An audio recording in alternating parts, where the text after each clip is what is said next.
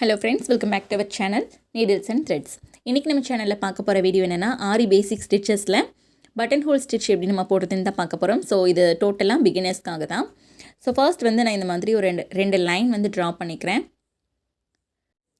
Equal distance கொடுத்து இந்த மாதிரி ரெண்டு லைன் டிரா பண்ணிக்கோங்க. லைன் டிரா பண்ணதுக்கு அப்புறமா 1 சென்டிமீட்டரா இந்த மாதிரி மார்க் பண்ணிக்கோங்க.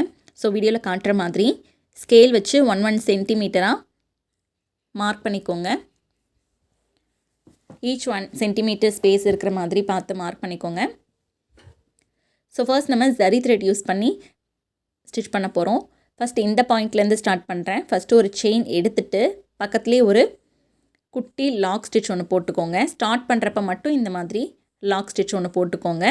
போட்டுட்டு அதுக்கு அப்படியே டைரெக்டாக ஸ்ட்ரெயிட்டாக கொண்டு போய் ஃபஸ்ட் லைனில் ஒரு செயின் எடுத்துக்கோங்க. இந்த செயின் எடுத்ததுக்கப்புறமா அப்படியே நீடில் வச்சு ரிவர்ஸில் வந்து அதை கொண்டு வரணும். ரிவர்ஸில் கொண்டு வரும்போது கீழே நம்ம பிடிச்சிருக்கிற த்ரெட்டையுமே கொஞ்சம் லைட்டாக பிடிச்சி நீங்கள் இழுக்கணும். ரொம்ப ஃபோர்ஸ் அதிகமாக கொடுக்காமல் லைட்டாக பிடிச்சி இழுத்துட்டு இந்த இடத்துல ஒரு செயின் போட்டுக்கோங்க. அதாவது ஒரு லாக் போட்டுக்கோங்க. ஓகே, லாக் போட்டுட்டு பக்கத்தில் நம்ம இன்னொரு பாயிண்ட் பண்ணியிருக்கோம் இல்லையா, ஸோ அந்த இடத்துல ஒரு செயின் போட்டுட்டு லாக் எதுவுமே போடாமல் அப்படியே அதை கொண்டு போய் ஃபர்ஸ்ட் லைனில் ஒரு செயின் போட்டுக்கோங்க. ஃபர்ஸ்ட் லைனில் ஒரு செயின் போட்டுட்டு எந்த லாக்குமே போடாமல் ரிவர்ஸில் அப்படியே கொண்டு வந்து இந்த இடத்துல மட்டும் ஒரு லாக் போட்டுக்கோங்க. ஓகே, இதை அப்படியே எடுத்துகிட்டு வந்து நெக்ஸ்ட் பாயிண்டில் ஒரு செயின் போடுங்க. செயின் போட்டுட்டு அப்படியே அதை எடுத்துகிட்டு போய் ஃபஸ்ட் லைனில் ஸ்ட்ரெயிட்டாக க்ராஸாக இல்லாத மாதிரி ஃபஸ்ட் லைனில் அப்படியே ஸ்ட்ரெயிட்டாக கொண்டு போய் ஒரு செயின் போட போகிறோம். ஸோ இந்த மாதிரி செயின் போட்டுட்டு அப்படியே ரிவர்ஸில் கொண்டு வந்துடுங்க. ரிவர்ஸில் கொண்டு வரும்போது கீழே கொஞ்சம் லைட்டாக த்ரெட்டை பிடிச்சி இழுத்தா போதும். இந்த இடத்துல மட்டும் ஒரு லாக் போட்டுக்கோங்க. அகெயின் பக்கத்தில் இருக்கிற இடத்துல ஒரு செயின் போட்டுட்டு ஸ்ட்ரெயிட்டாக மேலே ஃபஸ்ட் லைனில் கொண்டு போய் ஒரு செயின் போட்டு அப்படியே ஸ்மூத்தாக அதை ரிவர்ஸில் கொண்டு வாங்க. நீங்கள் ரிவர்ஸில் கொண்டு வரும்போது ஃபோர்ஸ் வந்து கீழே கொஞ்சம் லைட்டாக த்ரெட்டில் வந்து ஃபோர்ஸ் கொடுக்கணும். லைட்டாக பிடிச்சி இழுத்திங்கன்னா போதும். மேல் பக்கம் எடுக்கும்போது நீங்கள் நீடில் அப்படியே அந்த த்ரெட்டை நீங்கள் பிடிச்சி ஃபோர்ஸ் கொடுத்து நீங்கள் பின்பக்கம் இழுத்திங்கனாலே ரிவர்ஸில் கொண்டு வந்தீங்கனாலே அதுக்கு கொஞ்சம் அழகாக வரும்.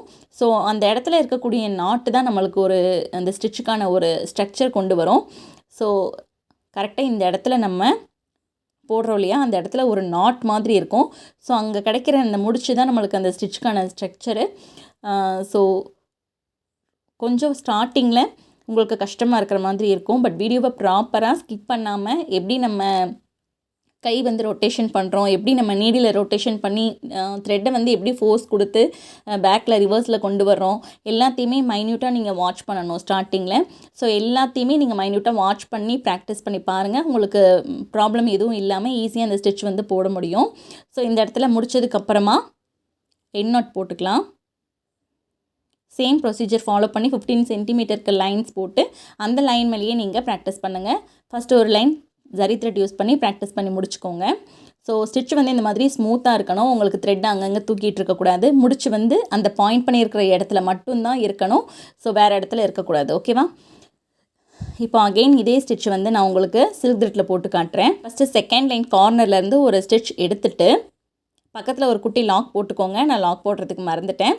ஸோ பக்கத்தில் ஒரு குட்டி லாக் போட்டு மேலே ஸ்ட்ரெயிட்டாக கொண்டு போய் அந்த ஃபர்ஸ்ட் லைனில் ஒரு செயின் போட்டு அதை அப்படியே ஆப்போசிட்டில் ரிவர்ஸில் கொண்டு வந்து ஒரு லாக் போட்டுக்கோங்க.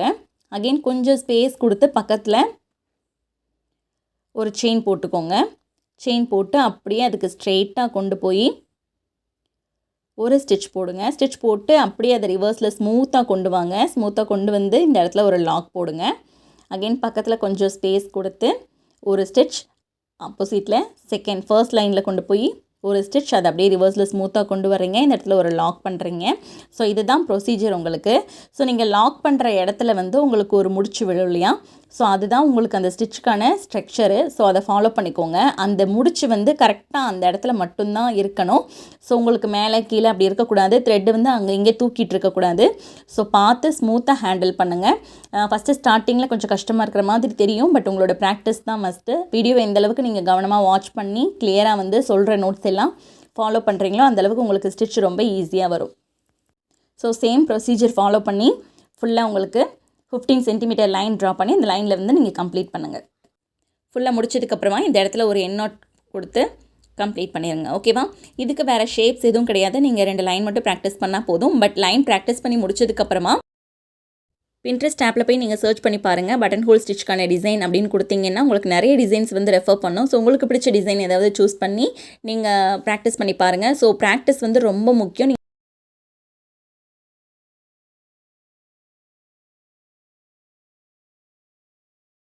நீங்கள் சூஸ் பண்ணுற டிசைன் வந்து 5 இன்ச்சுக்கு கம்மியாக இல்லாத மாதிரி பார்த்துக்கோங்க. அதிகமாக இருந்தால் கூட ஓகே தான், பட் கம்மியாக இல்லாத மாதிரி பார்த்துக்கோங்க. ஏன்னா அப்போ தான் உங்களுக்கு இந்த ஸ்டிச்சுக்கான ப்ராக்டிஸ் ஓரளவுக்கு இருக்கும்.